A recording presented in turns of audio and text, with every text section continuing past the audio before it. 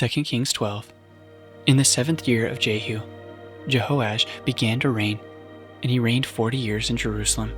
His mother's name was Zibiah of Beersheba, and Joash did what was right in the eyes of the Lord all his days, because Jehoiada the priest instructed him.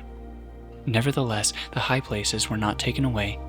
The people continued to sacrifice and make offerings on the high places. Joash said to the priests, "All the money of the holy things that is brought into the house of the Lord, the money for which each man is assessed, the money from the assessment of persons, and the money that a person's heart prompts him to bring into the house of the Lord, let the priests take, each from his donor, and let them repair the house wherever any need of repairs is discovered." But by the 23rd year of King Joash, the priests made no repairs on the house. Therefore King Joash summoned Jehoiada the priest and the other priests and said to them, "Why are you not repairing the house? Now therefore take no more money from your donors, but hand it over for the repair of the house." So the priests agreed that they should take no more money from the people, and that they should not repair the house. Then Jehoiada the priest took a chest and bored a hole in the lid of it, and set it beside the altar on the right side as one entered the house of the Lord. And the priests who guarded the threshold put in it all the money that was brought into the house of the Lord.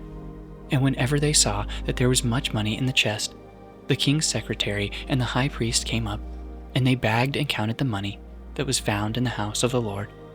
And they would give the money that was weighed out into the hands of the workmen who had the oversight of the house of the Lord. And they paid it out to the carpenters and the builders who worked on the house of the Lord, and to the masons and the stonecutters, as well as to buy timber and quarried stone for making repairs on the house of the Lord, and for any outlay for the repairs of the house. But there were not made for the house of the Lord basins of silver, snuffers, bowls, trumpets, or any vessels of gold or of silver from the money that was brought into the house of the Lord, for that was given to the workmen who were repairing the house of the Lord with it.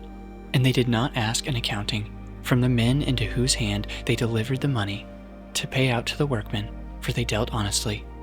The money from the guilt offerings and the money from the sin offerings was brought into the house of the Lord. It belonged to the priests.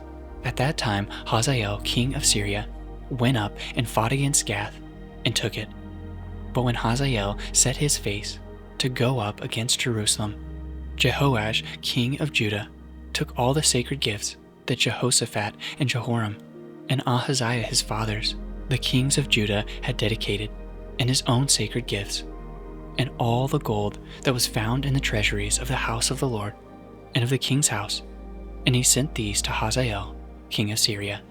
Then Hazael went away from Jerusalem. Now the rest of the acts of Jehoash, and all that he did, are they not written in the book of the Chronicles of the kings of Judah? His servants arose and made a conspiracy, and struck down Jehoash in the house of Millo, on the way that goes down to Silla. It was Jozachar, the son of Shimeath, and Jehozabad, the son of Shomer, his servants, who struck him down so that he died. And they buried him with his fathers in the city of David, and Amaziah his son reigned in his place.